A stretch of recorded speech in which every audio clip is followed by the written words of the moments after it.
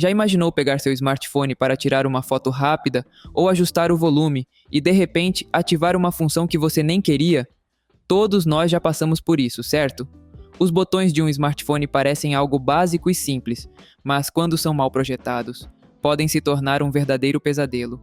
Isso nos faz perguntar: o que eles estavam pensando quando decidiram adicioná-los? Algumas marcas tentaram eliminar os botões completamente, apostando em um design mais limpo e minimalista, confiando apenas em controles por toque.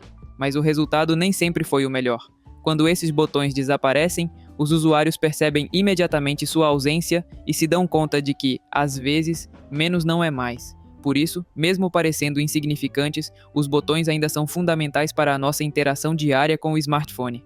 Mas nem todos os botões são iguais. Alguns funcionam perfeitamente, melhorando a experiência do usuário, enquanto outros só nos deixam frustrados, confusos ou, pior ainda, realmente irritados. Cada marca de smartphones tentou adicionar seu próprio toque ao design dos botões para se destacar, mas muitas vezes essas inovações só tornaram a experiência mais complicada. Hoje, vamos revisar os botões de smartphones que nunca deveriam ter existido, aqueles que foram verdadeiros desastres de design. Prepare-se para conhecer os piores de todos. Começamos com o famoso botão Bixby da Samsung. Quando a Samsung decidiu lançar seu próprio assistente de voz, quis se diferenciar e deu a ele um botão exclusivo no Galaxy S8. A ideia parecia boa. Por que não ter um acesso rápido ao Bixby, assim como Siri ou Google Assistente? Mas a realidade foi muito diferente. O Bixby não conseguiu conquistar os usuários como a Samsung esperava. O Google Assistente, que já estava integrado ao Android, oferecia uma experiência muito mais fluida e completa. Enquanto isso, o botão Bixby acabou sendo mais um incômodo do que uma ajuda. Simplesmente tentar ajustar o volume ou desligar o telefone podia ativar o Bixby sem querer, interrompendo a experiência de uso. A frustração dos usuários foi imediata e começaram a solicitar a opção de desativar ou reassociar o botão. A Samsung demorou para permitir essa personalização, mas quando o fez, já era tarde demais. O dano estava feito, e a imagem do Bixby como um assistente irritante ficou na mente de muitos. Finalmente, quando a Samsung eliminou o botão no Galaxy S10, muitos usuários se sentiram aliviados. O botão Bixby se tornou um exemplo claro de como uma inovação desnecessária pode complicar a vida dos usuários em vez de melhorá-la. Seguimos com a Motorola e seu Moto G7 Plus, no qual a marca decidiu integrar um botão dedicado para o Google Assistente.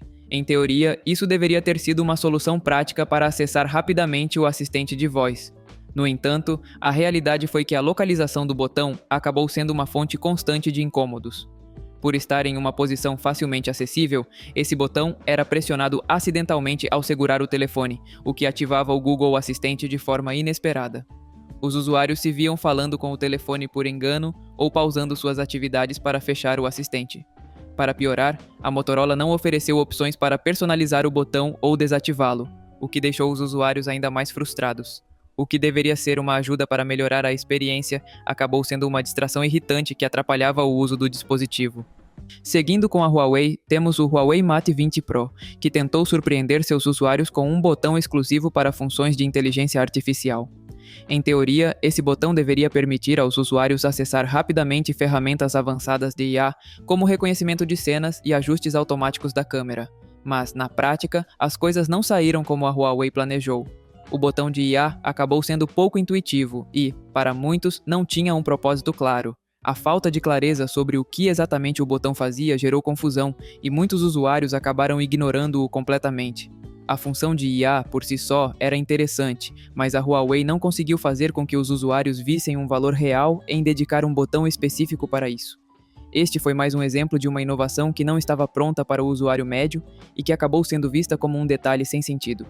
A Xiaomi também quis entrar na tendência dos botões extras e decidiu implementar um botão de atalhos em alguns modelos das séries Redmi e Mi. A ideia inicial era que esse botão permitisse aos usuários acessar rapidamente funções como a câmera, a lanterna ou outras ferramentas úteis. Mas aqui surgiu o problema. Em alguns modelos, a Xiaomi limitou as opções de personalização do botão, o que o tornava menos versátil do que os usuários esperavam. Para muitos, isso significava que eles não podiam atribuir suas funções preferidas, e aqueles que não usavam a função padrão se sentiam frustrados ao ver um botão dedicado que não podiam aproveitar.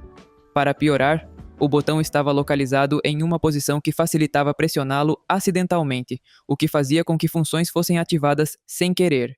Embora a Xiaomi tenha trabalhado para melhorar essas opções em modelos mais recentes, esse botão, nos dispositivos antigos, é um bom lembrete de que um botão extra nem sempre é uma vantagem.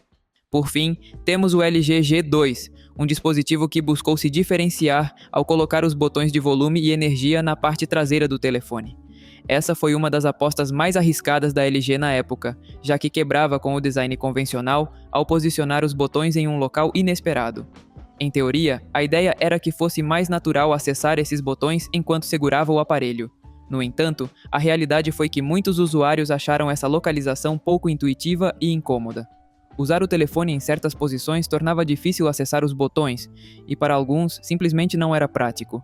Embora alguns usuários tenham se adaptado a essa mudança, a maioria não viu utilidade, e a LG abandonou esse design em modelos posteriores. Esse é um exemplo claro de como uma mudança radical nem sempre se traduz em uma melhora na experiência do usuário.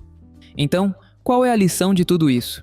Embora os botões físicos ainda sejam importantes no design de smartphones, está claro que nem todos melhoram a experiência. Como vimos, algumas dessas inovações só criaram frustração, seja por ativações acidentais, funções sem utilidade ou tentativas falhas de se diferenciar. A chave está em lembrar que os botões devem ser intuitivos e essenciais, e não complicar a interação. Então, da próxima vez que uma marca decidir adicionar um botão novo, deveríamos nos perguntar: ele é realmente necessário ou estão apenas tentando parecer inovadores? Qual foi o botão de smartphone mais frustrante que você já usou? Você acha que deveríamos ver mais botões inovadores no futuro? Espero que tenha gostado do vídeo. Não se esqueça de se inscrever para mais conteúdos como este e compartilhar sua opinião nos comentários. Até o próximo vídeo.